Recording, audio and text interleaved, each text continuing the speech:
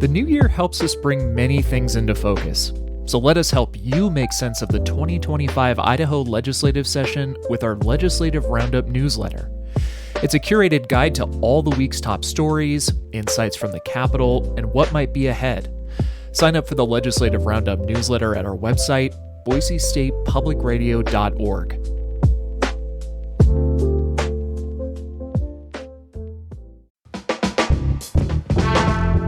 It's The Connector for Wednesday, January 15th, Idaho Daily News. Good morning, I'm Troy Oppie.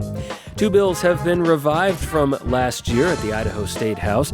One restricts the types of flags that can be displayed in the state's public schools.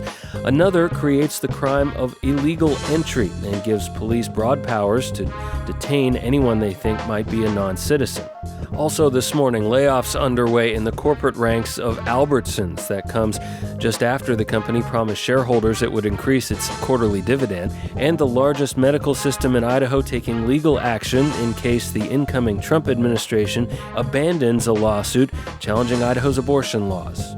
We'll get you up to speed on The Connector, Idaho Daily News, right now from Boise State Public Radio. Public schools in Idaho would no longer be able to fly certain flags under legislation introduced yesterday. James Dawson explains. The American flag, flags of U.S. states, military flags, flags associated with the school and their mascot, as well as tribal flags would still be allowed. But any flag representing a political viewpoint, race, sexual orientation, or gender would be banned. Those could include an LGBTQ pride flag or the Don't Tread on Me Gadsden flag. Republican Representative Ted Hill sponsors the bill.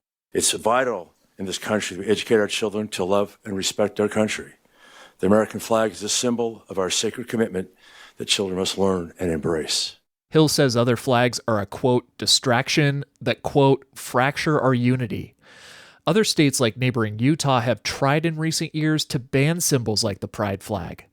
Idaho senators passed a similar bill last year, but it failed to get out of a House committee. James Dawson, Boise State Public Radio News. Be sure to sign up for our weekly Legislative Roundup newsletter.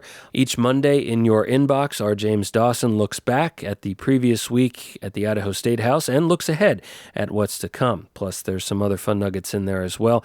Sign up now at boisestatepublicradio.org.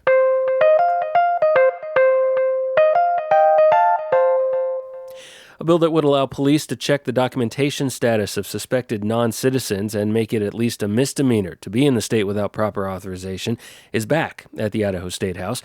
Modeled on Texas Senate Bill 4 from 2 years ago, Nampa Republican Jaron Crane introduced the legislation in Idaho last year. It passed the House, but the session ended before it could be heard in the Senate. The bill gives police new authority over anyone they suspect could be a non-citizen. Currently in statute, there's nothing that will allow them to document somebody.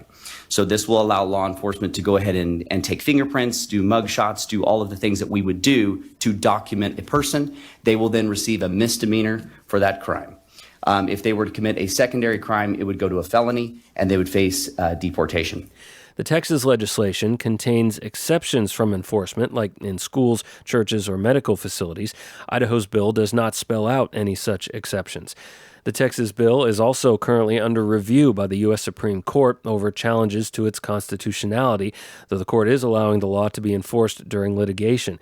Democrat Todd Achilles yesterday told Crane he should be well prepared when the bill receives a full hearing to demonstrate why Idaho's version of the bill won't also end up in legal limbo. Number one, this just clearly violates the supremacy clause of the Constitution. Right?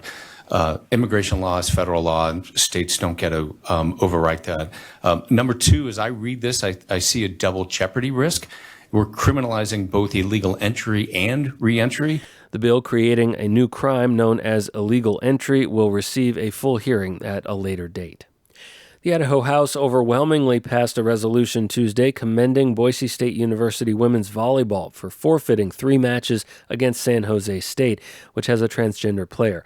Republican Representative Barbara Ehart sponsored the non-binding measure. I believe that they acted with a lot of integrity, a lot of courage, and a lot of honor as they decided to take a stand for women and women's sports. The resolution calls on the Mountain West Conference and the NCAA to change their policies on trans athletes, which it says are discriminatory against female student athletes. It also asks that conference records be updated to show the forfeits as no contests, not losses. The ACLU of Idaho says it's disappointed in what it called the legislature's, quote, relentless attacks on trans and non-binary athletes. Spokesperson Taylor Munson called it unconstitutional and unnecessary. The resolution now goes to the state Senate.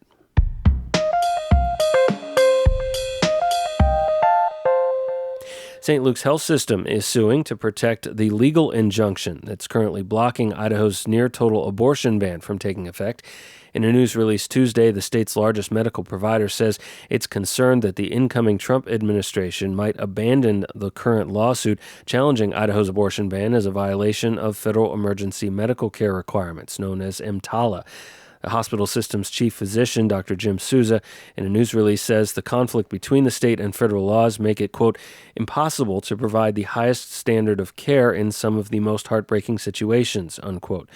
The new lawsuit, filed Tuesday, asks that an injunction be continued and the question of the conflict be resolved. It has not yet been assigned to a federal judge.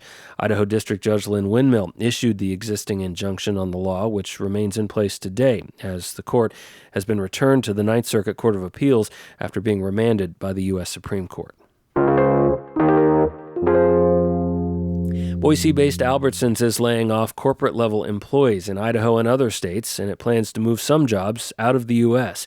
Boise Dev reports layoffs here and at corporate hubs in Arizona, Oregon, California, and Texas.